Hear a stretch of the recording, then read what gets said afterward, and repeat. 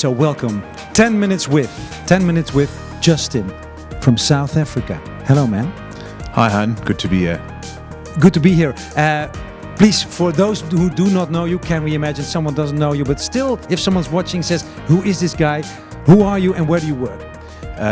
I'm the treasurer at the moment of IFAS, obviously an IFAS member. I'm managing director and founder of a company called Scan Display, which has got offices in Africa in 5 locations, and I'm based in Johannesburg, the head office. All right, based in Johannesburg. Well, we're going to talk about the South African market, people internationally coming into South Africa, and we want to know specifically which points we have to look after. For example, if you look at exhibit design, product displays, graphic content, they differ from country to country. How do we best reach the South African audience, the visitors, in that perspective? Yeah, Han, so I think firstly it's not just South Africa we build in a lot of other neighbouring countries.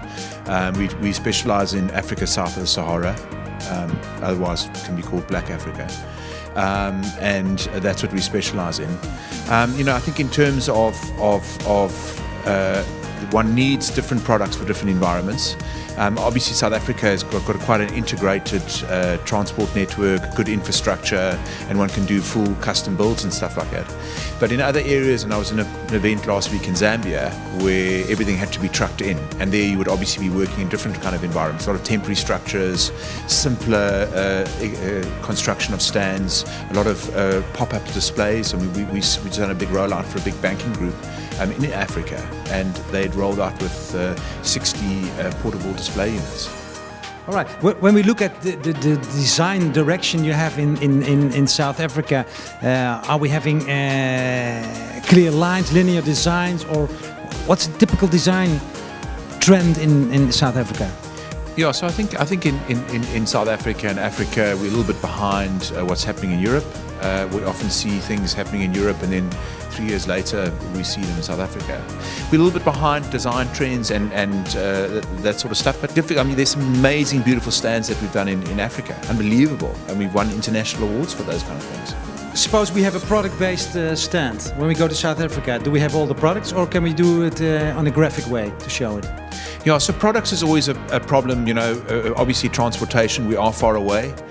We also have duty issues and sometimes clearing with customs. Had a recent situation with an English exhibitor where we were caught up in customs. So graphic is a good way to go, and keep it simple. And the customs process is a lot more complex in African countries. Yeah, but that's due to the circumstance. But what is most effective? Suppose the circumstances are that you can get it in anyhow. Do we bring in the product or graphic?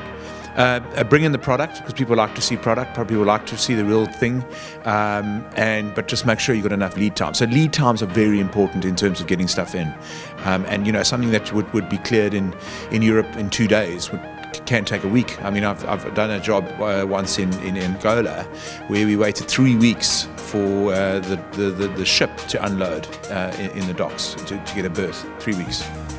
Interesting. What did you do in these 3 weeks? Yeah, it was interesting. Those are kind of challenges we have. I mean, we luckily knew about it before, but it's very important that you use local people, local knowledge, and things are different in Africa in many ways. And when we have a service, how do we present that? How do we get that across? Okay, so I think also, it's like anywhere in the world, face-to-face interactions are very important. A service high graphical impact. I do find that in South Africa there's a lot more graphic content. People sometimes tend to have too much information compared to some European and North American and Asian operations where they're a little bit more simpler. So sometimes I do see that. Okay, clear. Well, shipping challenges, you talked about it. Be in time. So shipping is a major issue. Be in time. Make sure you use a local supplier. Make sure you got the right information. In some countries, one has to pay a bribe. It's really hard for some people to understand that. Otherwise, your stuff never moves in the shipping process. So in some countries, it is a problem, and you wonder why you're not getting your stock, and then suddenly you get, can we make this easier for you? Kind of question. It's hard. It's really hard to talk about this, but it's one of those things about about doing business in certain African countries. Not all of them, but some is like that. This brings me to the question, for example, in the US there is a kind of full service thought. You do everything for the customer. What do people expect from companies like you in South Africa? Yeah, so I think we obviously offer, there are companies that offer a full service turnkey solution. But less so, I think that within South Africa there are stand builders, then there's service providers in the process. So we're not as advanced as in, for instance, the States, like with exhibit houses and stuff. We're not as advanced as that full turnkey service. So it's very important that in the brief, if you're briefing a South African company or an African country, that you explain what your requirements are. So if you want the brochure management, if you want storage, if you want flowers to be delivered to the stand, you need to specify it and spec it properly. Well, that's clear. That's clear. Any other regulations where you should take into consideration when you go to South Africa? Real, like typical local regulations? Yeah. So obviously.